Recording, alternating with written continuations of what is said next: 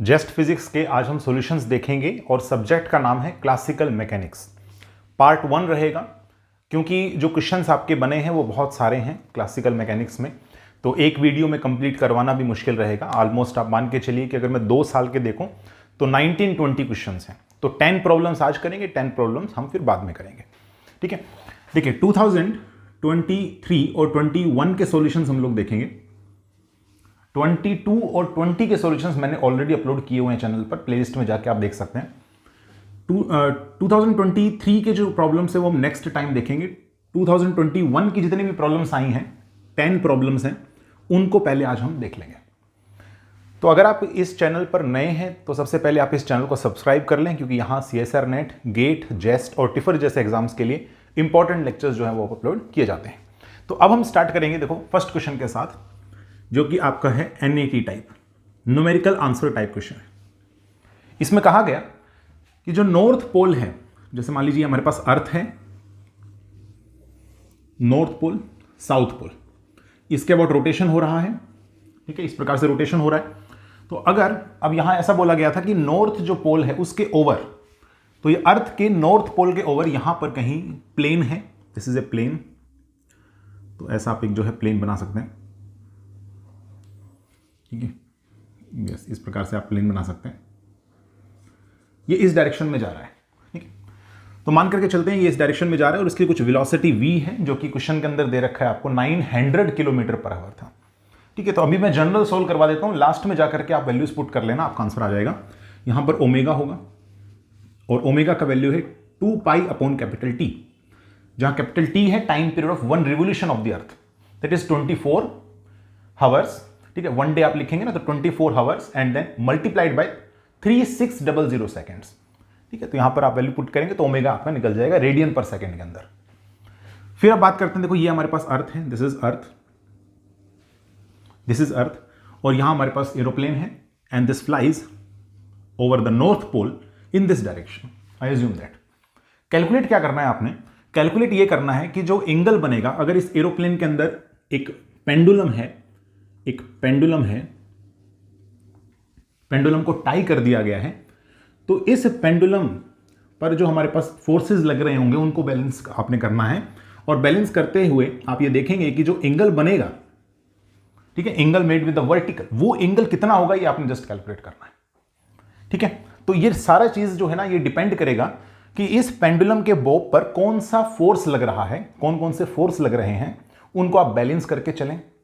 और बैलेंसिंग तब आप करेंगे तो इक्वेशंस जो बनेंगी, उन इक्वेशन से आपको थीटा मिलेगा। हालांकि आपको यह भी देखना पड़ेगा कि ये जो बॉब है इस पेंडुलम का, ये किस डायरेक्शन में डिफ्लेक्ट होगा। ये सब चीजें आप कैसे करेंगे, तो यहां पर आपको पता होना चाहिए ये टॉपिक कौन सा है। पहले तो ये टॉपिक आपका क्लासिकल मैकेनिक्स में बनता है। दिस टॉपिक नेम इज कि motion of an object, motion of an object relative to rotating frame of reference, जो कि यहां पर है अर्थ। तो किसी ऑब्जेक्ट का जो मोशन होगा relative to rotating frame of reference which is the earth here, तो ये जब आप मोशन स्टडी करेंगे तो इसमें आप 2 तरह के फोर्सेस को स्टडी करते हैं, जो आपने ग्रेजुएशन टाइम में स्टडी किए होंगे अपने फर्स्ट ईयर के अंदर। फर्स्ट टाइप का फोर्स आपका सेंट्रीफ्यूगल फोर्स और दूसरे टाइप का फोर्स है आपका कोरियोलिस फोर्स। ठीक है, कोरियोलिस और सेंट्रीफ्यूगल फोर्स। अब सेंट्रीफ्यूगल फोर्स का कितना हमारे पास वैल्यू होता है, तो ये वैल्यू हमारे पास है m ओमेगा वेक्टर, ठीक है, and r vector cross omega vector. ठीक है, और कोरियोलिस फोर्स की अगर हम बात करें तो कोरियोलिस फोर्स हमारे पास होता है 2m and v vector cross omega vector. ठीक है, दिस आर द वैल्यूज। तो क्या इस पे हमारे पास सेंट्रीफ्यूगल फोर्स लगेगा, पहले तो हम ये चेक कर लेते हैं। देखो ये जो r वेक्टर है, this r vector is actually position vector relative to the, किसके रिलेटिव में, रिलेटिव टू द जो रोटेटिंग फ्रेम ऑफ रेफरेंस है, उसके अंदर जो रोटेटिंग एक्सिस है उसके रेस्पेक्ट में ये पोजीशन वेक्टर मेजरमेंट किया गया है। तो अब आप देखिए यहां पर रोटेटिंग फ्रेम ये है आपका अर्थ है and this is the rotation axis, this is the rotation axis. ठीक है, यहां पर आपने पोजीशन वेक्टर जब आप देखेंगे तो क्योंकि एरोप्लेन इसके ओवर ही हमारे पास फ्लाई करने लग रहा है, तो पोजीशन वेक्टर जो आपका होगा आर वेक्टर, ठीक है, रिलेटिव टू रोटेशन एक्सिस, ये आपका कितना बन जाएगा, 0। अगर ये 0 बन गया तो इसका मतलब सेंट्रीफ्यूगल फोर्स, ये आपका 0 बनेगा, सेंट्रीफ्यूगल फोर्स 0 बन गया। ठीक है, तो ये फोर्स तो आपका चला गया। नेक्स्ट हम बात करेंगे कोरिलेस फोर्स। तो क्या कोरिलेस फोर्स लग रहा है इसके ऊपर? तो कोरिलेस फोर्स लगेगा क्योंकि इसका वेलोसिटी है, किस डायरेक्शन में है? मैंने इस डायरेक्शन को अज्यूम किया, let us call this as west. ठीक है, ये वाली डायरेक्शन है। फिर ओमेगा किधर है? तो ओमेगा आपका जैसे मैंने बताया इस एक्सिस के अबाउट रोटेशन कर रहा है, तो नॉर्थ पोल में आपका जो है यहां पर ओमेगा मैंने अज्यूम कर लिया। ठीक है, वैसे तो ओमेगा नॉर्थ पोल पे मतलब इस डायरेक्शन में नहीं होगा हमारे पास ओमेगा आपका होगा आउट ऑफ द पेपर। ठीक है, आपका ये होगा ओमेगा, बट फिर भी चलो एक्सिस में अगर मैं अज्यूम कर लूं this is the omega axis. ठीक है, डायरेक्शन का खेल है, अगर मैं इसको जेड मान लूं तो ओके। और ये हमारे पास है एक्स एक्सिस, तो वेस्ट डायरेक्शन में हमारे पास एरोप्लेन फ्लाई कर रहा है। आपने चेक करना है v vector cross omega vector. तो अब देखो v vector cross omega vector आप कैसे चेक करेंगे? तो इसमें आपको अपने राइट हैंड की फिंगर्स को कर्ल करना है, कहां से कहां तक? वी वेक्टर से ओमेगा वेक्टर। तो वी वेक्टर से ओमेगा वेक्टर, तो ये आपका जो थंब है ये किधर रिप्रेजेंट कर रहा है? थंब रिप्रेजेंट कर रहा है इनवर्ड, थंब रिप्रेजेंट कर रहा है इनवर्ड। ठीक है, तो यहां पर लगेगा कोरिलेस फोर्स इनवर्ड डायरेक्शन में। ठीक है, तो आप ऐसा कह सकते हैं कि अगर हमारा ओमेगा इस डायरेक्शन में है which is I call is Z axis, तो फिर हमारे पास नेगेटिव वाई डायरेक्शन में कोरिलेस फोर्स लगेगा जिसका मैग्नीट्यूड होगा 2mv ओमेगा। और नेगेटिव डायरेक्शन में तो माइनस का जे कैप आप लिख सकते हैं, माइनस का जे कैप। अगर मैंने इसे एक्स एक्सिस, इसे जेड एक्सिस और इसे मैंने वाई एक्सिस अज्यूम किया है तो ठीक है। तो कहने का मतलब ये कोरिलेस फोर्स इस एरोप्लेन को, या फिर आप कह सकते हैं कि इस पेंडुलम के बोब को डिस्प्लेस करने की कोशिश करेगा, किस डायरेक्शन में? इनवर्ड डायरेक्शन में। ठीक है, अगर यहां पर कोई पर्सन इसे फ्लाई कर रहा है, there is a person which fly this aeroplane, तो इस पर्सन का आप कह सकते हैं राइट होगा, इस पर्सन का राइट होगा जिस डायरेक्शन में ये एरोप्लेन आपका डिफ्लेक्ट होगा। मतलब ये ऐसे आ रहा होगा और ये इस डायरेक्शन में डिफ्लेक्ट। इसी प्रकार से ये जो पेंडुलम का बोब है ये भी इसी डायरेक्शन में डिफ्लेक्ट होगा। अब इस डायरेक्शन में तो दिखा नहीं सकता मैं इस ब्लैक बोर्ड पे, तो मैं काम करता हूं, इसका अगर मैं डायग्राम बनाना चाहूंगा, फ्री बॉडी डायग्राम, तो मैं ऐसा दिखा देता हूं। यहां पर हमारे पास बॉब, यहां हमारे पास स्ट्रिंग में होगा टेंशन, अर्थ का gravitational force which is mg। ठीक है, अब मैं काम करूंगा इस डायरेक्शन में इसको दिखा दूंगा, दिस इज द डायरेक्शन, क्योंकि अब इनवर्ड नहीं दिखा सकते ना आप इसको, तो ब्लैक बोर्ड पर तो आपको ऐसे शो करना पड़ेगा, this is 2mv omega which is the magnitude.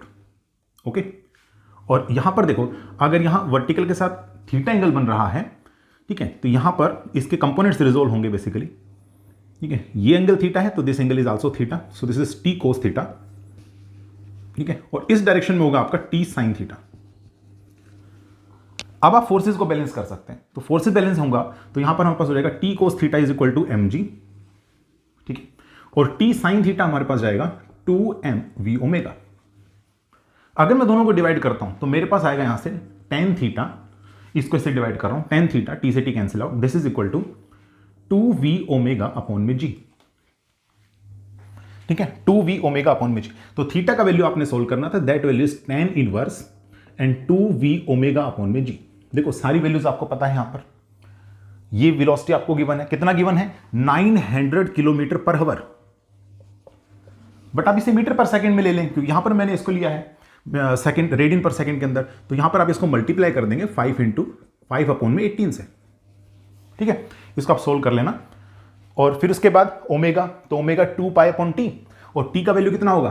Time period taken by the earth rotation, one axis, one rotation. ठीक है, तो ये मेरे पास हो जाएगा 24 आवर्स एंड 3600, तो ये सेकंड में आ गया आपका। ये वैल्यू आप यहां रखेंगे, जी का वैल्यू आपको पता है 9.81। ठीक है, तो ये वैल्यू जो आप सोल्व करेंगे ना इसको, तो ये वैल्यूज आपके पास आ जाएगा। ठीक है ना, लगभग आपके पास आएगा 3.7। ठीक है, 3.7 इंटू 10⁻³ रेडियंस, रेडियंस में आएगा आपके पास। जस्ट आपने सोल्व करना है इसको। ठीक है, अच्छा, tan इनवर्स लेने की भी जरूरत नहीं है, बिकॉज आपको पता है tan थीटा की वैल्यू कैलकुलेट कर लो या फिर थीटा की वैल्यू कैलकुलेट कर लो, ये ऑलमोस्ट हमारे पास बराबर आएगा क्योंकि थीटा इज वेरी स्मॉल। ठीक है, अब देखो आपको कैलकुलेट जो करना था ना angle, that is in the micro radians. तो माइक्रो रेडियंस में अगर कैलकुलेट करना है तो मैं काम करूंगा 10⁻³ से मल्टीप्लाई 10⁻³ से डिवाइड कर दूंगा। ठीक है, ये आपका बन गया माइक्रो रेडियंस, और 3.7 इंटू 10⁻³ कितना हो गया? This is 3700। तो ऑलमोस्ट ये आपका जो है रिजल्ट आने वाला है। ये भी हमारे पास जो है बेस्ड है डॉपलर अफेक्ट इन लाइट, इस टॉपिक पर बेस्ड है रिलेटिविटी के अंदर। क्या कहता है इस क्वेश्चन में, आपको बाइनरी स्टार सिस्टम दिया है जिसमें आपको पता है 2 स्टार्स हैं, दोनों का मास आपको इक्वल गिवन है कैपिटल M, ठीक है। तो इस प्रकार से आपको सिचुएशन दे रखा है, ठीक है। तो ऐसा आपको ऑर्बिट नजर आएगा, ठीक है। ये ऑर्बिट सर्कुलर नहीं होगा, इलिप्टिकल होगा, बट मैं एक जनरल केस लेकर के चल रहा हूँ, ठीक है। यहाँ पर हमारे पास कहीं सेंटर ऑफ मास है, ठीक है। अगर मैं यहाँ पर एक स्टार रिज्यूम कर लूँ, दिस इज 1 स्टार, और यहाँ पर हमारे पास सेकेंड स्टार, ठीक है। तो स्टार A और B के बीच का जो सेपरेशन है या डिस्टेंस है, जस्ट आपने वो कैलकुलेट करना है, ठीक है। अब देखो इस क्वेश्चन में आपको क्या क्या चीजें दे रखी हैं। एक आपको गिवन है मैक्सिमम वेवलेंथ टू मिनिमम, ठीक है। एक बार देख लेते हैं, मैक्सिमम टू मिनिमम है, यस मैक्सिमम टू मिनिमम है, ये वेवलेंथ का रेशो आपको गिवन है। चलो मैं इसे कुछ एक्स अज्यूम कर लेता हूं, लेट अस से दिस, ठीक है। मैं जनरल आपको सोल्व कराऊंगा, लास्ट में जाकर के वैल्यूज आप पुट कर लेना, ठीक है। आगे आपको गिवन ये है कि स्पेक्ट्रल लाइन यहां पर शो हो रही है।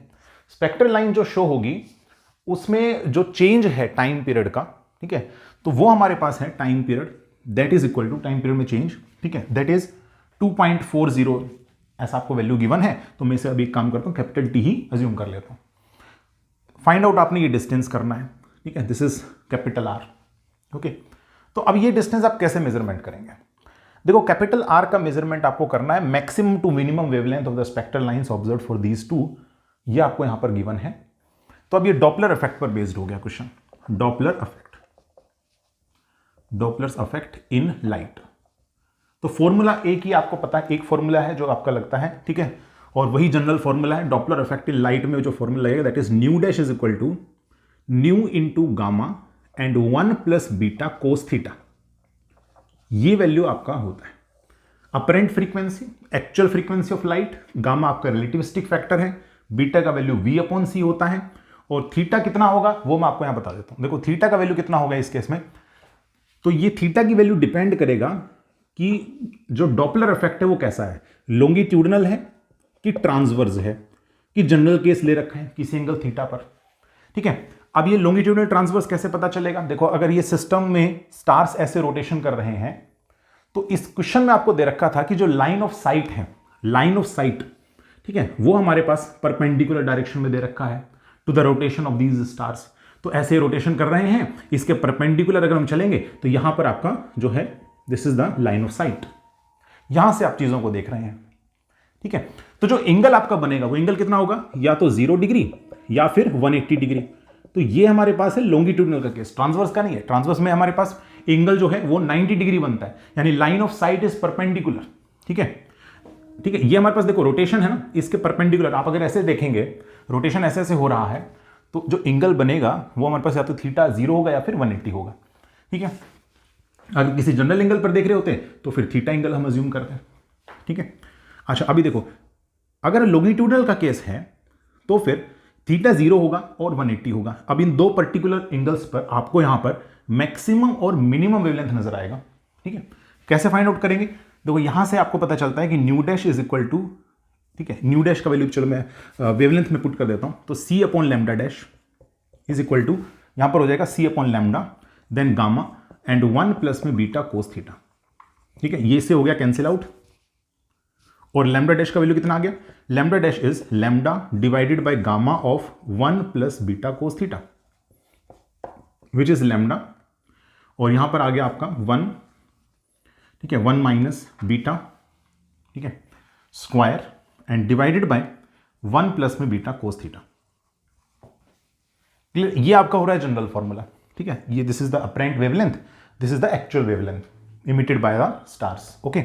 अच्छा अब देखिए यहां पर अगर आप थीटा 0 रखेंगे 180 रखेंगे तो आपको मिनिमम और मैक्सिमम वेवलेंथ मिल जाएगी।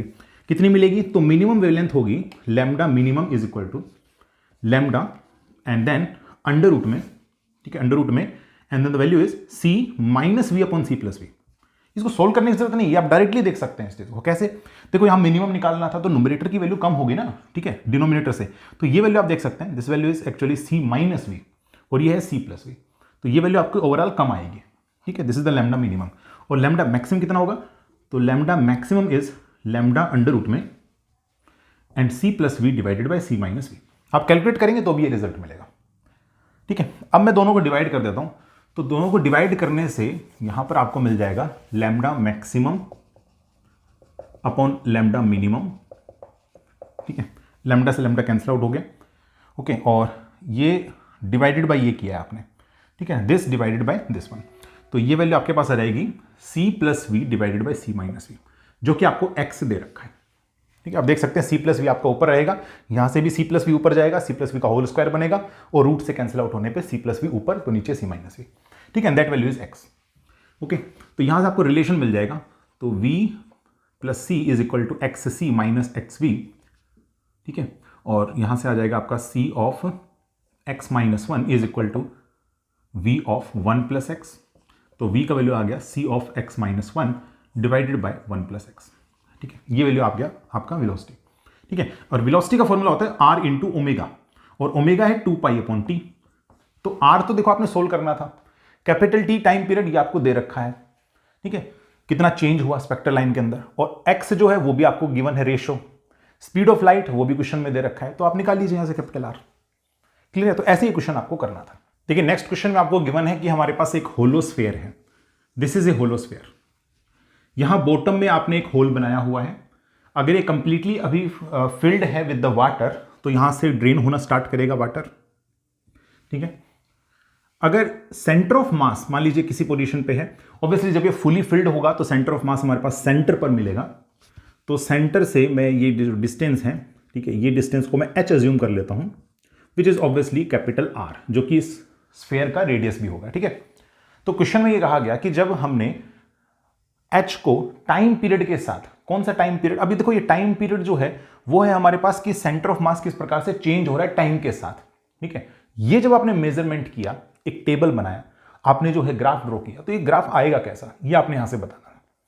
तो ये क्वेश्चन बहुत ईजी है, थोड़ा सा आप अगर देखेंगे कि सेंटर ऑफ मास जो है जब ये फुली फिल्ड है होलोस्फेयर, तो कहां पर होगा, तो कंप्लीटली सिमेट्रिक है ना, ये अगर सिमेट्रिक है तो आपका बिल्कुल ठीक सेंटर पर होएगा सेंटर ऑफ मास, ठीक है। और जब ये होलोस्फेयर एकदम खाली हो जाएगा पानी से, तो भी सेंटर ऑफ मास कहां पर होगा, सेंटर पर ही रहेगा। तो आप देखिए कि इनिशियल पोजीशन और जो फाइनल पोजीशन है, इनिशियल और फाइनल केस, यानी कि जब इनिशियली हमारे पास वाटर फुली फिल्ड था और फाइनल जब हमारे पास ये कंप्लीटली एम्प्टी है, दोनों केस में सेंटर ऑफ मास की पोजीशन कहां पर है, सेंटर पर। और h का मेजरमेंट कहां से कर रहे हो, बॉटम से कर रहे हैं, ठीक है। तो बॉटम से सेंटर ऑफ मास तक का डिस्टेंस कितना हो जाएगा, h is equal to capital R, h is equal to capital R। तो ध्यान दीजिएगा जब आप यहां पर प्लॉट करेंगे graph between h and t, तो आपने ये देखना है कि जब t का वैल्यू 0 रहेगा और जब t का वैल्यू कुछ t आएगा फाइनल केस में, ठीक है, तो दोनों में आपका जो वैल्यू है वो कितना होना चाहिए, कैपिटल R जो है वो वैल्यू हमारे पास होना चाहिए, ठीक है, कैपिटल R आपका वैल्यू होना चाहिए, ठीक है। तो ये एक लाइन हम लोग ड्रॉ कर देते हैं, ठीक है। तो कैपिटल R अगर मैं देख रहा हूं यहां पे, तो मुझे जितने भी ग्राफ हैं, चारों ग्राफ के अंदर मुझे यहां पर जो इनिशियल और फाइनल केस में वैल्यू मिल रही है वो कैपिटल R के इक्वल मिल रही है, ठीक है। अब देखो धीरे धीरे जैसे जैसे वाटर यहां से जाने लगेगा, तो आपने कभी ऑब्जर्व किया है ये चीज कि जैसे मान लीजिए आप घर में एक बॉटल लेकर के आते हैं, बॉटल में वाटर फिल्ड है और आपने एकदम से उसको जो है किसी कंटेनर के अंदर एम्प्टी करने की कोशिश की, तो वाटर पहले तो धीरे धीरे उसके अंदर से आएगा और फिर एकदम से तेजी से आता है, ठीक है। तो होता यह है कि हमारे पास आपने देखा है कि जो सेंटर ऑफ मास है, ध्यान दीजिएगा, सेंटर ऑफ मास स्टार्टिंग में जैसे जैसे पानी आएगा तो स्लोली हमारे पास जो है ये चेंज देखने को मिलेगा सेंटर ऑफ मास की पोजीशन में। और जब हमारे पास ये हाफ एम्प्टी होगा, ठीक है, तो हाफ एम्प्टी होने के बाद में सेंटर ऑफ मास फास्टली जो है वो हमारे पास इंक्रीज करता है, ठीक है। तो अब अगर मैं यहां देखो इस पोजीशन पर अगर मैं देखूं, तो क्योंकि आपका जो सेंटर ऑफ मास है जैसे धीरे धीरे, चलो मान लो यहां पर ये पानी का फुली फिल्ड था पहले, अब ये हाफ यहां पर आ गया मान लो, ठीक है, यहां तक आ गया, ठीक है। जैसे जैसे धीरे धीरे आ रहा था ना नीचे की तरफ ऐसे ऐसे पानी, तो हो क्या रहा था कि सेंटर ऑफ मास भी नीचे की डायरेक्शन में शिफ्ट होता जा रहा था, बट ये चेंज स्लो हो रहा था। कहने का मतलब ये है दिस चेंज इज स्लो, ऐसा ऐसा स्लोली चेंज हमें देखने को मिल रहा था। फिर क्या हुआ कि जब ये हाफ पर पहुंचा और फिर ये डिक्रीमेंट होने लग गया, अगर मतलब पानी जो है वो हमारे पास जाने लग गया, तो अगेन फिर दोबारा से मान लीजिए सेंटर ऑफ मास यहाँ तक आ चुका था, अब सेंटर ऑफ मास धीरे धीरे जो स्लोली नहीं, अब फास्टली जो है एकदम से यहाँ पर इंक्रीज होगा, और फाइनली जब एम्प्टी हो जाएगा तो कहाँ पर आ जाएगा, सेंटर पर। ठीक है, तो यहाँ पर हमें सडन चेंज देखने, this is a sudden change, और आना इसको यहाँ पर ये, ठीक है, आना इसको यहाँ पर, बस यहाँ स्लो चेंज। और ये डिक्रीमेंट क्यों किया मैंने, इंक्रीमेंट क्यों नहीं किया, क्यों आपको पता है कि हमारे पास जो एच का मेजरमेंट है वो आप बॉटम से कर रहे हैं, तो सेंटर ऑफ मास अगर इनिशियली यहां पर था, तो जैसे पानी कम होगा तो सेंटर ऑफ मास की पोजीशन भी नीचे की तरफ शिफ्ट होगी, तो ये डिस्टेंस आपका कम होता चला जाएगा, एच का वैल्यू आपका कम होगा। ठीक है, और फिर एकदम से राइज करेगा, इंक्रीज करेगा। देखिए जो नेक्स्ट हमारे पास दो क्वेश्चन है, इन दोनों को करने का तरीका बिल्कुल सिमिलर है, क्योंकि ये जो दोनों क्वेश्चंस हैं ये किस टॉपिक पर बेस्ड है, हैमिल्टन इक्वेशंस ऑफ मोशन पर। यहां बस आपको लैग्रेंजियन दिया है, यहां पर आपको पोटेंशियल एनर्जी दिया है, बस क्वेश्चन को मॉडिफाई करके बोल दिया कि कांस्टेंट ऑफ मोशन क्या होगा। तो यहां पर मैंने आंसर को लिखा है ऐसा इसलिए क्योंकि मैं इसको चेक करेंगे कि क्या ये हमारे पास करेक्ट आंसर है कि नहीं। इसी प्रकार से जब आप बाकी ऑप्शन के साथ चेक करेंगे तो वो मैच करेंगे नहीं, इसलिए ये हमारे पास राइट आंसर हो जाएगा। ठीक है, इसको हम चेक करेंगे। फिलहाल पहले इस क्वेश्चन को करेंगे। इसमें आपको लैग्रेंजियन दे रखा था and corresponding Hamilton equations of motion आपने कैलकुलेट करना था। कैसे करेंगे, देखो यहाँ हैमिल्टन इक्वेशन ऑफ मोशन आपको पता है, it is a function of generalized momentum p, generalized coordinate q and time t। ठीक है, अब देखो इसका डिग्री ऑफ फ्रीडम तो दो है ना हमारे पास, x भी प्रेजेंट है जनरलाइज्ड कोऑर्डिनेट और y भी प्रेजेंट है, तो यहां पर हमारे पास हो जाएगा px py qx qy और टाइम t। तो ये जो हैमिल्टोनियन है इसका फंक्शन होना चाहिए। ठीक है, आप चाहें तो इसे x और y लिख दीजिए, जैसे यहां पर दे रखा है x एंड y। ओके, इसका फंक्शन हमारे पास होना चाहिए। अब डायरेक्टली कैसे लैग्रेंजियन से आप हैमिल्टोनियन लिख सकते हैं वो मैं आपको बता देता हूं।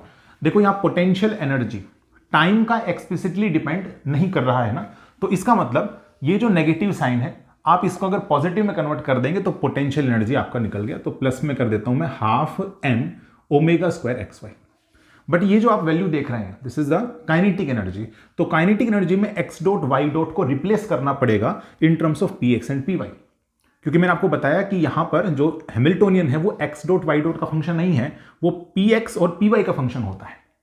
ठीक है, तो यहां रिप्लेसमेंट कैसे करेंगे, देखो हाफ इंटू m, और ये वैल्यूज आपको यहां पर कैसे फाइंड आउट करनी है, तो लैग्रेंजियन से मैं जनरलाइज्ड मोमेंटम इजीली कैलकुलेट कर सकता हूं। px is del L upon del x dot.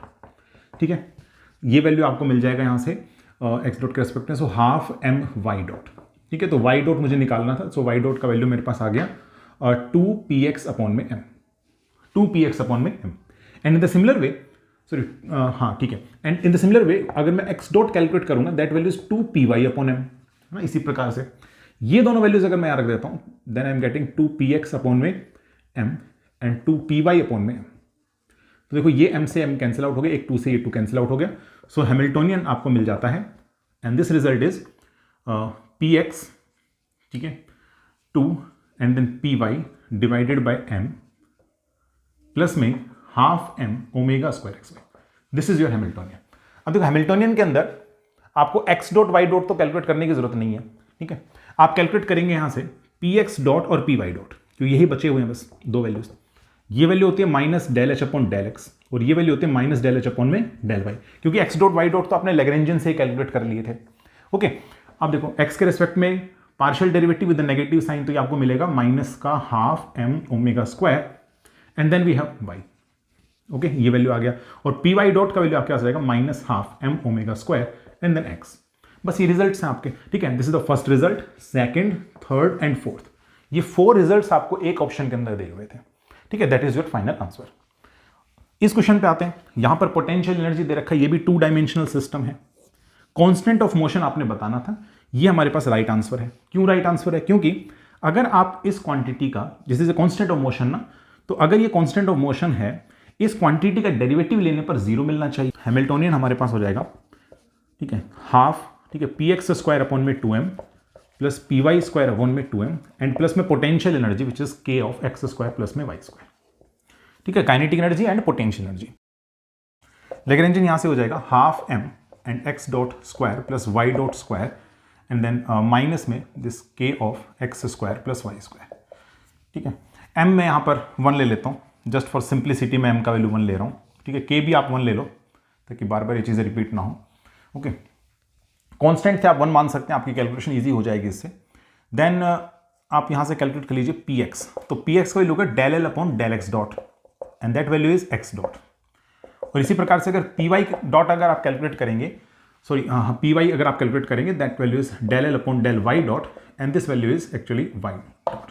ठीक है, ये 2 से 2 कैंसिल आउट हो जाएगा, वाई डॉट। ओके, और ये वैल्यूज अगर मैं यहाँ रखता हूँ, ठीक है, ये वैल्यूज अगर मैं यहाँ पर रखता हूँ तो मेरे पास आ जाएगा यहाँ से पी एक्स, ठीक है, this is p x, sorry p y and then I have x minus p x and then y. ठीक है, ये आपके पास वैल्यू आ रही है। ओके, और फिर इसके बाद आपने क्या करना है, यहाँ से इन दोनों का आप चाहो तो पॉइसन ब्रैकेट भी ले सकते हो, या फिर एक और तरीका ये हो सकता है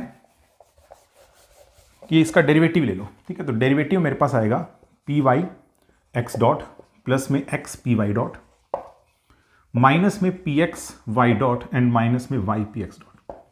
ठीक है, इस वैल्यू को आपने सोल्व करना है। अब एक्स डॉट वाई डॉट ये सब कैसे कैलकुलेट होगा, तो देखो एक्स डॉट कितने के इक्वल है, एक्स डॉट पी एक्स के इक्वल है, तो यहां पर हम वैल्यू पुट कर देते हैं। So p y and p x, x dot का वैल्यू प्लस में फिर यहां पर हो जाएगा x and p y dot मुझे नहीं पता, तो मैं एक काम करता हूं, हैमिल्टोनियन से निकल जाएगा वो चीज। तो p y dot is equal to minus का del H upon del y. ठीक है, तो वाई के रेस्पेक्ट में डेरिवेटिव लेंगे इसका, तो मेरे पास आएगा माइनस का 2y। ठीक है ना, माइनस का 2y, तो यहां लिख देता हूं मैं माइनस का 2y। फिर माइनस में पी एक्स, वाई डॉट कितने के इक्वल है, तो वाई डॉट है पी वाई के इक्वल। ठीक है, माइनस में this y and p x dot कितने के इक्वल आएगा, तो पी एक्स डॉट इसी प्रकार से आ जाएगा माइनस का 2x, तो यहां पे लिख सकता हूं माइनस का 2x। आप खुद से देखिए, ये देखो इससे कैंसिल आउट हो रहा है। ठीक है, और ये वैल्यू इससे cancel out, so result is zero, result is zero. अब ये रिजल्ट जो है ना जीरो आपका और किसी केस में नहीं मिलेगा। ठीक है, ये रिजल्ट आपको कितना मिल रहा है, जीरो मिल रहा है। इसमें नॉर्मल मोड फ्रीक्वेंसीज आपने कैलकुलेट करनी है, और बेसिकली इस सिस्टम का जो फिगर है वो ऑलरेडी आपको दिया हुआ है। तो इसमें एक मास यहां पर है, यहां से हमारे पास एक स्प्रिंग कनेक्ट है। ठीक है, यहां से हमारे पास एक स्प्रिंग कनेक्ट है। ठीक है, यहां एक मास गिवन है और यहां से एक और स्प्रिंग कनेक्ट है। ये सिचुएशन आपको दे रखा है and this is origin 0 0। Okay, इस स्प्रिंग का स्प्रिंग कांस्टेंट के, इसका भी के, बट इसका है के डैश। इन दोनों का मास सेम है। अब इक्वल मास है तो हम कुछ भी अज्यूम करके चल सकते हैं। तो एक काम करते हैं, इसका मास हम 1 किलोग्राम अज्यूम कर लेते हैं, इसका मास भी 1 किलोग्राम। तो क्योंकि हमारे ऊपर छोड़ा गया है कि इक्वल मासेस हैं, कितने के इक्वल हैं ये हमें नहीं दे रखा। ठीक है, और अगर दिया भी है तो भी हमारा जो फाइनल रिजल्ट आएगा ना, जो फाइनल रिजल्ट आएगा उसमें आप m की वैल्यू 1 रख देना। ठीक है, तो हमारी कैलकुलेशन ईजी होगी इससे। देखो अब इस क्वेश्चन को आपने कैसे करना है, आपको पता है normal mode frequency condition, that condition is v minus omega square T is equal to 0। तो इसके लिए आपको पोटेंशियल एनर्जी और काइनेटिक एनर्जी की मैट्रिक्स लिखनी पड़ेगी। ठीक है, ये मैट्रिक्स कैसे लिखेंगे, तो इस सिस्टम के लिए पहले इन दोनों टर्म्स को आपको डिफाइन करना पड़ेगा। ठीक है, काइनेटिक एनर्जी तो चलो बहुत इजी है, डिफाइन हो जाएगा। हमारे पास दो मासेस हैं, अगर इस वाली स्प्रिंग में अगर हमारे पास जो आप कह सकते हैं एक्सटेंशन है x का हो रहा है, इक्विलिब्रियम लेंथ इनकी आपको दे रखी है, इक्विलिब्रियम लेंथ इज L√2L, तो वो हम इग्नोर कर देते हैं इसके अंदर। क्यों इग्नोर करते हैं, क्योंकि ये है कांस्टेंट वैल्यूज।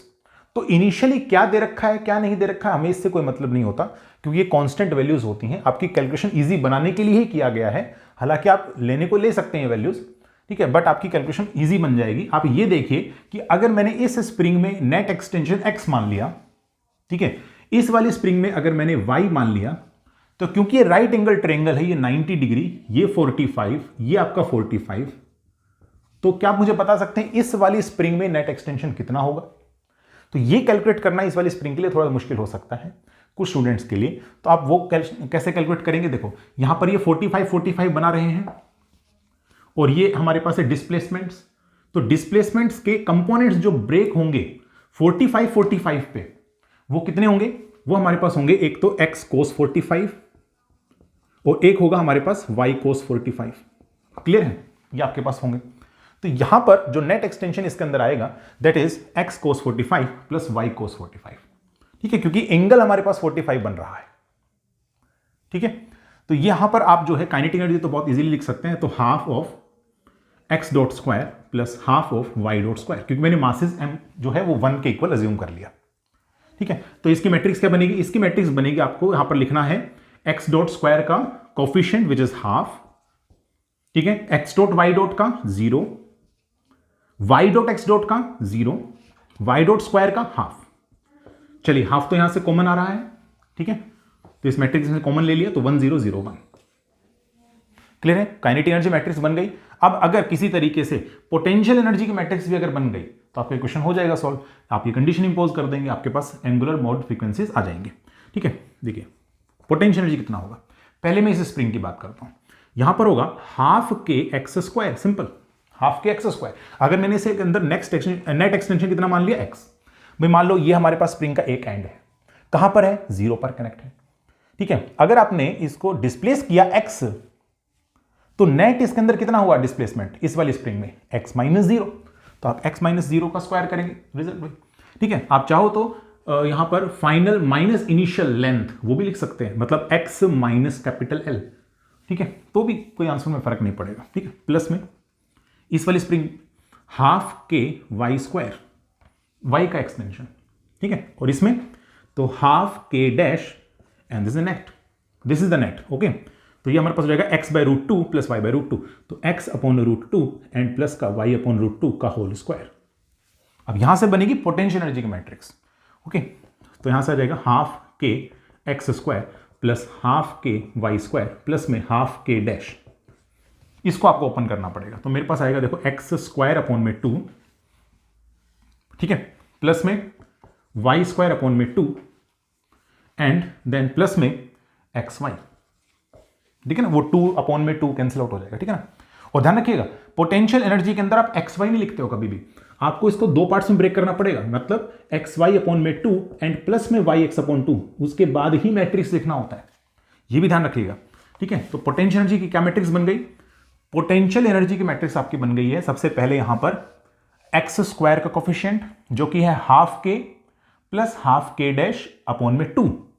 ठीक है, तो हाफ के प्लस में ये हाफ और ये हाफ मल्टीप्लाई होगा 1/4, तो 1/4 के डैश। ठीक है, आगे चलते हैं। यहां पर हमारे पास किसका होगा? यहां पर हमारे पास कोफिशिएंट होगा एक्स वाई का। एक्स वाई का कोफिशिएंट है के डैश अपॉन में 4, तो यहां पर लिखेंगे के डैश अपॉन में 4। नेक्स्ट वाई एक्स, तो वाई एक्स का कोफिशिएंट है अगेन वही सेम के डैश अपॉन 4, और यहां पर कितना आएगा? यहां पर भी वही सेम कहानी है, हाफ के प्लस में 1/4 के डैश। सिमेट्रिसिटी हो गया एक तरीके से, जैसे यहां पर है देखो। ठीक है, अब मैं ये वाली कंडीशन इंपोज करूंगा, बट उससे पहले इस पूरी मैट्रिक्स में हाफ अगेन कॉमन आ रहा है, तो मैं कॉमन ले लूंगा, मेरी कैलकुलेशन इजी होगी। तो हाफ को मैं कॉमन ले लेता हूं and then I am getting k plus में के डैश अपॉन में 2, यहां से के डैश अपॉन में 2, यहां से भी के डैश अपॉन में 2 एंड यहां से के प्लस में के डैश अपॉन में 2। अब इस हाफ को कॉमन लेने का क्या मतलब हुआ? तो हमारी कैलकुलेशन इजी हुई। क्यों? क्योंकि जब आप यहां पर ये वाली मैट्रिक्स देखेंगे, ये वाली मैट्रिक्स, ये मैट्रिक्स आपकी बनेगी कितनी? इसको इसमें से सब्ट्रैक्ट करना है, लेकिन इसको पहले ओमेगा स्क्वायर से मल्टीप्लाई करने के बाद। तो देखो यहां पर बनेगा आपका के प्लस में के डैश अपॉन में 2 एंड माइनस का ओमेगा स्क्वायर। यहां कितना बनेगा? यहां सेम आ जाएगा के डैश अपॉन 2 क्योंकि वहां 0 है, यहां पर भी सेम के डैश अपॉन में 2, और यहां कितना बनेगा? तो के प्लस में के डैश अपॉन में 2 माइनस का ओमेगा स्क्वायर। और ये जो हाफ है ना, वो इन दोनों में से कॉमन आ रहा था, तो मैं एक काम करता हूं, हाफ में बाहर ले लेता हूं। इस वाली मैट्रिक्स में से भी है कॉमन, इस वाली मैट्रिक्स से भी कॉमन है, तो ओवरऑल बाहर हमारे पास कितना आ जाएगा? हाफ आ जाएगा। और उस साइड में है 0, तो ये हाफ उधर जाकर के 0 बन गया, और इसका लेना आपने डिटर्मिनेंट। ठीक है, इसे आप सोल्व कर लेंगे तो आपका रिजल्ट आ जाएगा। ठीक है, तो यहां से हम मैट्रिक्स का डिटर्मिनेंट कैलकुलेट करेंगे, तो इसको इससे मल्टीप्लाई, इसको इससे मल्टीप्लाई। देखो हमारे पास आ जाएगा के प्लस में के डैश अपॉन में 2 माइनस ओमेगा स्क्वायर का होल स्क्वायर एंड माइनस में के डैश स्क्वायर अपॉन में 4 that is equal to 0। Clear है? ये आपके पास रिजल्ट आ रहा है। अच्छा, अभी आगे देखते हैं। नेक्स्ट हमारे पास देखो, मैं काम करता हूं, इसको ओपन कर लेता हूं, क्वाड्रेटिक इक्वेशन बनेगी। अच्छा, अगर आप ऐसा सोच रहे हैं कि हम इसको उस साइड ले जाते हैं, ठीक है, स्क्वायर से स्क्वायर कैंसिल आउट हो जाएगा और हमें ओमेगा मिल जाएगा, तो ऐसा नहीं है, क्योंकि ओमेगा जो आपको मिलेगा वो एक ही वैल्यू देगा आपको। ठीक है, तो दो वैल्यूज आपका अगर फाइंड आउट करना है तो फिर आपको यहां से जो है इक्वेशन को सोल्व करना पड़ेगा। This is a quadratic equation. अगर मैं कुछ ओमेगा स्क्वायर को अज्यूम कर लूं, late us call omega dash, ठीक है, तो ये एक क्वाड्रेटिक इक्वेशन देगा मुझे ओमेगा डैश के अंदर। ठीक है, कितना होगा वो वैल्यू? तो के स्क्वायर, ठीक है, प्लस में के डैश स्क्वायर अपॉन में 4 प्लस में के डैश। सोल्व करते चले जाएं, पहले इसका स्क्वायर कर दिया मैंने, प्लस में ओमेगा की पावर 4, बट ये ओमेगा स्क्वायर जब मैंने ओमेगा डैश माना है तो ओमेगा डैश स्क्वायर, माइनस में देन 2 ठीक है, omega square which is omega dash and then k minus में, ठीक है, माइनस में हमारे पास हो जाएगा 2 एंड ओमेगा डैश के डैश अपॉन में 2, बट वो कैंसिल आउट हो गया, ठीक है, नोमिनेटर डिनोमिनेटर, एंड माइनस में के डैश स्क्वायर अपॉन में 4 दैट इज इक्वल टू 0। अब देखो ये इससे कैंसिल आउट हो रहा है और आपकी क्वाड्रेटिक इक्वेशन बन चुकी है, ठीक है। जो भी क्वाड्रेटिक इक्वेशन बनी है उसको आपने देखना है यहां से बहुत ध्यान से, ठीक है। आपके पास रूट होता है, देखो कितना, omega dash is equal to minus b plus minus root of b square minus 4ac upon में 2a, ये फॉर्मूला होता है। अब एक एक करके आपको ए बी सी ढूंढना है। देखो कैसे ढूंढेंगे, बी का वैल्यू पहले, तो बी मतलब ओमेगा डैश का कितना कोफिशिएंट, तो देखो ओमेगा डैश का कितना कोफिशिएंट है, ये रहा, minus 2 into k minus k dash, ठीक है, तो minus sign and minus 2k minus k dash, clear है, प्लस माइनस रूट ऑफ, ठीक है। अब इसका करना है आपने स्क्वायर, तो ये नेगेटिव तो कॉमन आ जाएगा और आपका यहां पर बन जाएगा पॉजिटिव, यहां भी पॉजिटिव, इसका स्क्वायर कर दीजिए, आप यहां पर लिख दीजिए, तो इसका स्क्वायर करेंगे तो मेरे पास आएगा 4k स्क्वायर प्लस का k डैश स्क्वायर प्लस में 4k के डैश माइनस में 4ac, a और c, देखो a कितना होगा हमारे पास, तो a हमारे पास है बेसिकली, देखो ये a है, सॉरी a हमारे पास omega dash square coefficient, this is a 1, कुछ नहीं है तो 1 है ना, तो ये हमारे पास हो जाएगा 4 एंड 1 को मल्टीप्लाई करने से कोई फायदा नहीं, एंड देन c, तो c हमारे पास होता है कांस्टेंट वैल्यू, तो देखो constant value k square plus k dash, ठीक है, तो ये वैल्यू रखो, तो k स्क्वायर एंड माइनस का 4k डैश, ठीक है, डिवाइडेड बाय 2a, तो a तो 1 था, बस 2 लिख दिया हमने। देखो कुछ कैंसिल आउट हो रहा है, बिल्कुल, ये देखो इससे कैंसिल आउट हो गया और ये वैल्यू इससे कैंसिल आउट हो गया, k डैश का स्क्वायर का रूट, तो ये आपको दे देगा k डैश, ठीक है, तो रिजल्ट आपके पास आ रहा है 2k dash, sorry 2k and plus में k डैश, ठीक है, और यहां से नेक्स्ट हमारे पास हो जाएगा, यस नेक्स्ट हमारे पास हो जाएगा प्लस का k dash and divided by plus minus क्योंकि दोनों है, ठीक है, ये आपके पास आ रहा है, क्लियर है, this is the value of omega dash. Omega dash कितना है, तो ओमेगा डैश हमारे पास ओमेगा स्क्वायर, अब आप वैल्यू पुट कर दीजिए, ठीक है, तो यहां से आपको 2 रूट मिल चुके हैं, क्या आए हैं 2 रूट, देखो एक आपका आया omega is equal to, plus put करेंगे तो हमारे पास आ जाएगा अंडर रूट में k प्लस में k डैश, भाई 2 से 2 कैंसिल आउट हो जाएगा, देखो ना, प्लस वैल्यू पुट करेंगे तो 2k plus 2k dash upon 2 से 2 कैंसिल आउट, ठीक है, और एक वैल्यू आपको मिलेगा नेगेटिव पुट करेंगे तो k, ठीक है, सॉरी रूट के, है ना, अच्छा, ये 2 वैल्यूज आपको मिल रही हैं।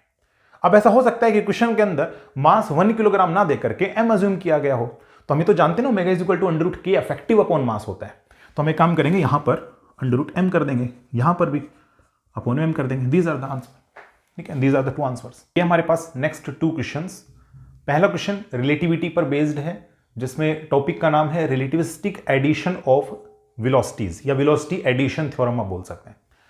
इस क्वेश्चन में आपको दे रखा था कि हमारे पास अर्थ है, अर्थ पे कोई ऑब्जर्वर है जो ऑब्जर्व कर रहा है स्पीड स्पेसशिप की travelling towards the right with velocity v।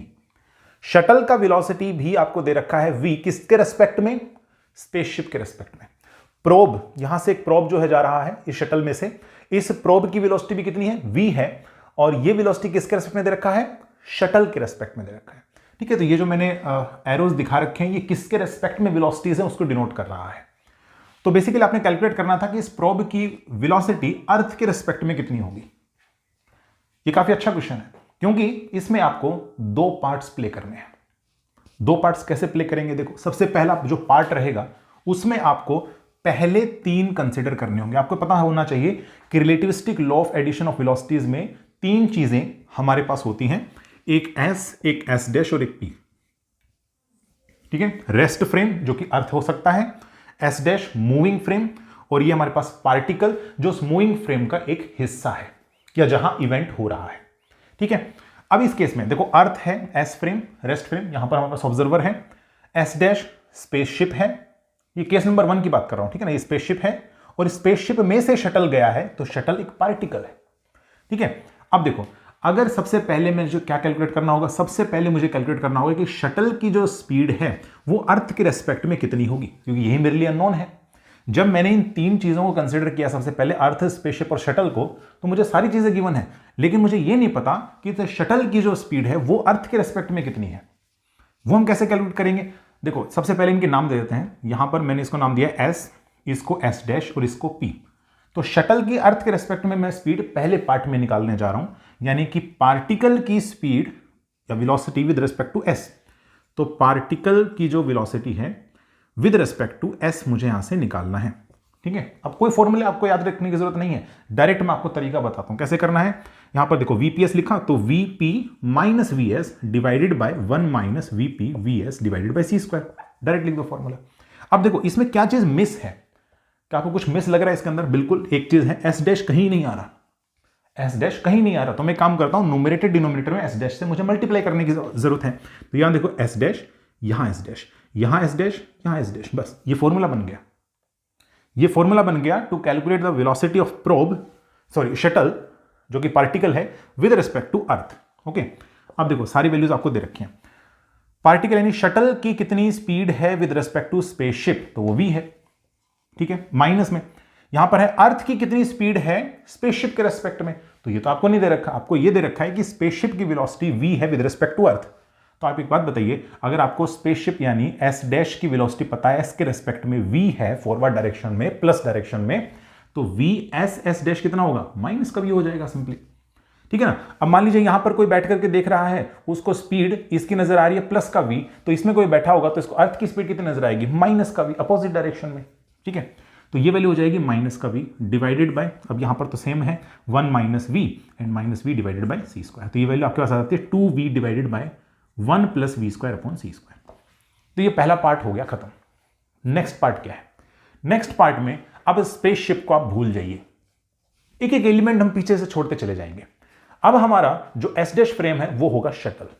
अब इसको हमें दोबारा से रीनेमिंग देना होगा सेकेंड पार्ट में। This is your earth S frame, shuttle is your S dash, और अब एक नया पार्टिकल आ गया which is probe and this is your particle P. Again फिर दोबारा से ये कैलकुलेशन है, पार्टिकल यानी प्रोब का velocity with respect to S, जो कि हमें निकालना भी है क्वेश्चन मार्क। ध्यान रखिएगा, यहां कैलकुलेशन अलग है, यहां सिचुएशन अलग है। ठीक है, फॉर्मूला सेम लगेगा, वही सेम टू सेम लगा दो, वीपी एस डैश माइनस में V S S dash divided by 1 minus VP S dash V S S dash divided by C square. ठीक है, अब देखो प्रोब का वेलोसिटी किसके रेस्पेक्ट में? एस डैश, शटल के रेस्पेक्ट में। तो प्रोब का वेलोसिटी शटल के रेस्पेक्ट में वी दे रखा है, तो रख दो यहां पे V minus sign. Next S S dash, S S dash मतलब अर्थ की कितनी स्पीड है, कहां से देखने पर? एस डैश यानी शटल से। तो शटल की जब स्पीड हमें यह पता है, तो अर्थ की स्पीड शटल से देखने पर कितनी होगी? इसका नेगेटिव। तो यहां पर हो जाएगा, ठीक है, यहां पर हमारे पास हो जाएगा दिस इज माइनस का 2v, नेगेटिव हो जाएगा इसका, माइनस का 2v divided by 1 plus V square upon C square. ठीक है, बस अब डिनोमिनेटर में तो लिख लेंगे, तो सेम टू सेम आएगा 1 प्लस में v into 2v, okay, divided by C square and 1 plus में we square upon C square. ठीक है, अब थोड़ा सा कैलकुलेट कर लेते हैं इसको, that is your final result. ठीक है, देखो न्यूमरेटर पार्ट की पहले हम बात करेंगे, आप एलसीएम ले लो यहां से, तो मेरे पास आ जाएगा v प्लस में वी क्यूब अपॉन सी स्क्वायर और प्लस में 2v divided by 1 plus V square upon C square into में इधर से भी एलसीएम, तो 1 प्लस में we square upon C square. ठीक है, और यहां पर आपके पास आ जाएगा 1 प्लस में 2v स्क्वायर अपॉन में सी स्क्वायर। सॉरी ये नहीं, हमारे पास में एलसीएम ले लिया ना हमने, तो यहाँ पर आ जाएगा 1 प्लस में we square upon C square plus में 2v स्क्वायर अपॉन में सी स्क्वायर। ये आपका रिजल्ट आएगा। क्लियर? अब देखो ये इससे कैंसिल आउट हो जाएगा, एलसीएम लेने के बाद की बात है। ठीक है, ये दोनों ऐड हो रहे हैं, सो 3v आ जाएगा यहाँ से, this is 3v plus V cube upon C square और डिवाइडेड बाय, यहाँ पर ये दोनों प्लस होंगे, तो 1 प्लस में 3v स्क्वायर अपॉन में सी स्क्वायर। कुछ कॉमन आ रहा है? बिल्कुल, न्यूमरेटर में v कॉमन है, तो यहाँ पर मैं v कॉमन ले लेता हूँ, तो मेरे पास आ जाएगा v एंड 3 प्लस में we square upon C square divided by 1 plus में 3v स्क्वायर अपॉन में c square. That is your final result. ये आपका फाइनल रिजल्ट। क्लियर है? नेक्स्ट क्वेश्चन, यहाँ पर हमें गिवन है कि एक इंक्लाइंड प्लेन है, इंक्लाइंड प्लेन इंक्लिनेशन हमने थीटा माना है with respect to the horizontal axis. इस पे हमने एक रिजिड बॉडी, जो कि आपको एक केस में दे रखा था सॉलिड सिलेंडर और एक केस में सॉलिड स्फीयर, 1 नंबर का क्वेश्चन है ये। ठीक है, रोल करता हुआ नीचे की तरफ आ रहा है। तो आपके जो ऑप्शंस थे उसमें ऐसा दे रखा था कि कौन सा वाला फास्ट रोल करेगा हमारे पास, कौन सा वाला स्लो जो है रोल करेगा, यानी कौन सा पहले पहुंच जाएगा, ऐसा कुछ दे रखा था। तो कैलकुलेशन करने का तरीका बिल्कुल सिंपल है, क्लास 11th में आपने स्टडी किया है ठीक है, रोटेशनल डायनामिक्स के अंदर कि जो एक्सेलरेशन होता है ऑफ ए रोटेटिंग या rigid body on an inclined plane, that value is g sin theta divided by 1 plus K square upon में आर स्क्वायर, जहां कैपिटल आर रिप्रेजेंट करेगा इस रिजिड बॉडी का रेडियस, के रिप्रेजेंट करेगा हमारे पास में radius of gyration, और यहां जी साइन थीटा आप जानते ही हैं, ये आप रिलेशन डिराइव भी कर सकते हैं, एनर्जी कंजर्वेशन रूल यहां पर अप्लाई होगा।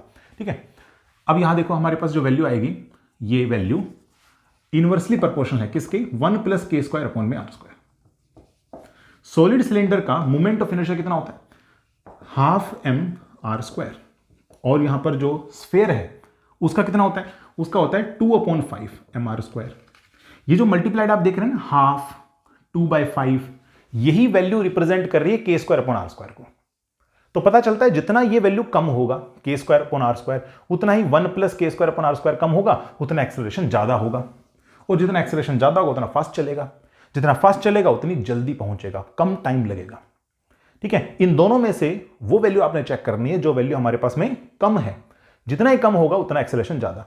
तो देखो ये 1/2 मतलब 0.5, ठीक है, और 2/5 मतलब 0.4, तो कम वैल्यू है ये वाली। तो मतलब सॉलिड स्फेयर आपका, क्योंकि उसका एक्सेलरेशन ज्यादा हो गया ये वैल्यू कम होने के कारण, इसलिए सॉलिड स्फेयर आपका बॉटम पे सबसे पहले पहुंच जाएगा। ये आपका क्वेश्चन जो है वो पूछा गया था। नाउ आपके बचते हैं हमारे पास लास्ट 2 क्वेश्चन। सबसे पहले हम इस क्वेश्चन को करेंगे, बाद में इस पर आएंगे। देखो इस क्वेश्चन के अंदर आपको दे रखा है कि रिजिड बॉडी का अगर मोशन हो रहा है और उस रिजिड बॉडी के जो एंड पॉइंट्स हैं उनको अगर हम ए और बी से रिप्रेजेंट कर देते हैं, तो एक्स ए वेक्टर और एक्स बी वेक्टर रिप्रेजेंट कर रहे होंगे position vector of these 2 and points of the rod with respect to some reference point, जो कि हो सकता है ओरिजिन हो। तो अब आपसे पूछा गया था कि यहां पर इन चारों रिलेशंस में से कौन सा ऐसा रिलेशन है जो नेसेसरीली ट्रू नहीं हो सकता, जो नेसेसरीली ट्रू नहीं हो सकता, ये आपसे पूछा गया है। तो देखिए आपको पता होना चाहिए, जैसे मान लीजिए हमारे पास में एक रोड है, ये पोजीशन ए है, ये पोजीशन बी है, मान के चलते हैं this is the reference axis. Reference axis से यहां का ये डिस्टेंस मान के चलते हैं एक्स ए, और ये डिस्टेंस हमारे पास है एक्स बी, और इसका रोटेशन हो रहा है हमारे पास इस एक्सिस के अबाउट। ठीक है, अब देखो यहां पर इस कंडीशन पे अगर हम बात करेंगे तो मुझे ये पता है कि जैसे रोटेशन होता है तो एक रिजिड बॉडी के अंदर जो भी हमारे पास पार्टिकल्स है उनकी पोजीशन में कोई चेंज नहीं आता, वो फिक्स्ड रहते हैं। इसलिए मैं ऐसा कह सकता हूं कि जो एक्स ए माइनस एक्स बी है, difference in the position vectors at the 2 points, इनको पॉइंट्स में जूम कर सकते हैं।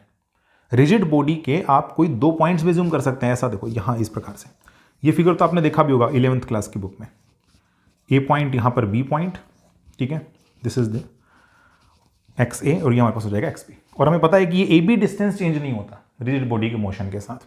तो आप एक्स ए vector minus x B vector देखेंगे तो ये वैल्यू आपको कांस्टेंट मिलेगा। ठीक है, अगर ये हमारे पास डिफरेंस कांस्टेंट मिल रहा है तो इसका जब आप डेरिवेटिव लेंगे तो 0 मिल जाएगा, तो ये आपका नेसेसरी ट्रू होना चाहिए।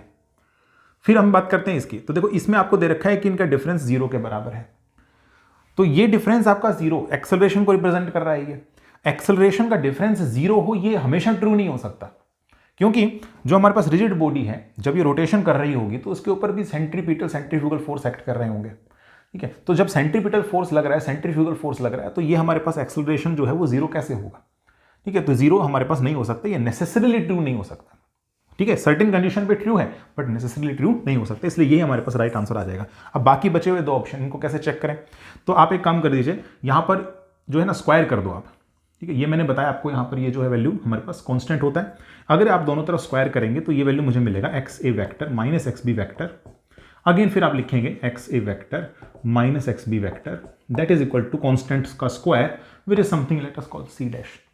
ठीक है, अब एक काम करता हूं, मैं स्क्वायर लेने के बाद मैं दोनों तरफ डेरिवेटिव ले लेता हूं, तो मेरे पास क्या ये रिजल्ट मिलेगा कि नहीं मिलेगा, आप खुद से देख लो।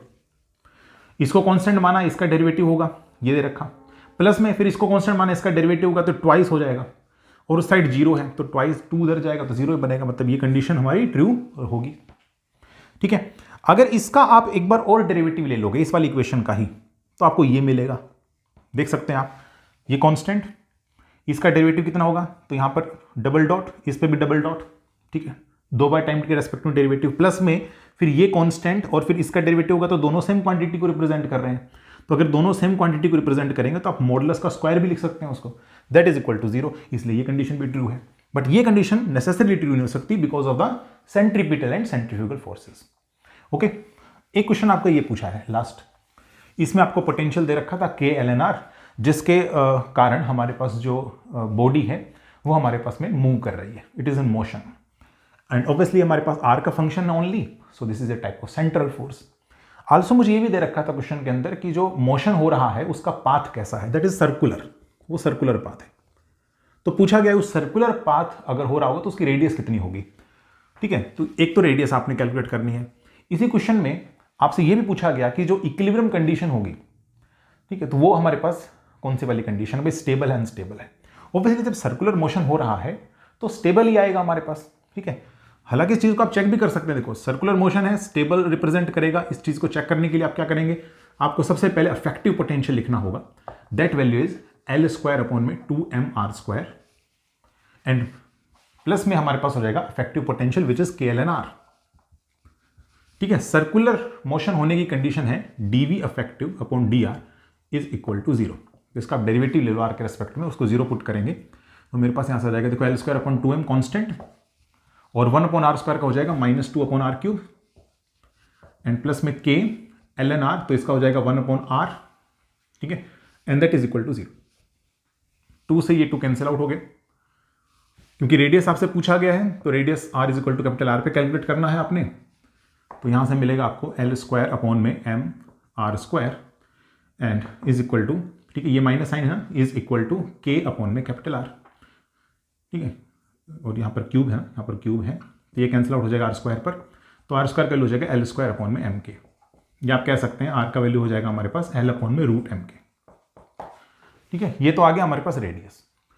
एक बार और अगर आप इसका डेरिवेटिव लेंगे इसी चीज का और फिर आप वैल्यू देखेंगे small r is equal to capital R, यानी इस वैल्यू को आप पुट करके यहां देखेंगे तो रिजल्ट आपको कितना मिलेगा, पॉजिटिव। ये आप चेक भी कर सकते हैं इसको। ठीक है, एक बार और डेरिवेटिव ले लो इसका, देखो एक बार और डेरिवेटिव लेंगे तो हमारे पास आ जाएगा L²/m, ठीक है, माइनस साइन के साथ, और 1/r³ का हो जाएगा -3/r⁴ प्लस में k एंड 1/r का हो जाएगा -1/r²। That is equal to, ठीक है, that is equal to d²v effective/dr²। और चेक करना आपने इस वाले पॉइंट पे। ठीक है, यहां पर कैपिटल R लिख दो, यहां पर भी कैपिटल R, देखो ये माइनस माइनस प्लस, सो 3L²/m, r⁴ है तो इसका r⁴ लेंगे तो हमारे पास रहेगा L⁴ और इनटू में हो जाएगा हमारे पास mk का होल स्क्वायर। ठीक है, फिर है इसके बाद नेक्स्ट माइनस का साइन k और अपॉन में r², तो L² और इनटू में हो जाएगा mk। इसे आपको कैलकुलेट करना है। ठीक है, तो यहां से आ जाएगा मेरे पास में 3/L² और यहां से आपके पास आएगा m एंड देन k² और माइनस में k and m k² divide by L²। आप खुद से देखो एक बार रिजल्ट में, यहां पर अगर मैं mk²/L² कॉमन ले लेता हूं तो मेरे पास आएगा 3 - 1 विच इज 2। तो क्या ये वैल्यू पॉजिटिव है कि नेगेटिव है, पॉजिटिव है। तो ये वैल्यू अगर ग्रेटर देन 0 आ रही है, d²v effective/dr² is greater than 0, तो स्टेबल है कि अनस्टेबल है, स्टेबल है। ठीक है, तो ये दोनों हमारे पास करेक्ट हो जाएंगे, ये रेडियस सर्कुलर पाथ का और आपका जो ऑर्बिट है दैट इज स्टेबल। ठीक है, ये क्वेश्चंस आपके थे 2021 के। ठीक है, अभी देखेंगे नेक्स्ट हम 2023 के क्वेश्चंस। सो होप आपको आज का ये लेक्चर पसंद आया होगा। अगर आपको आज के वीडियो लेक्चर अच्छा लगा तो आप इसे लाइक कीजिए, कमेंट कीजिए, शेयर कीजिए और चैनल को सब्सक्राइब करना ना भूलें। मिलते हैं नेक्स्ट लेक्चर के अंदर। Thank you.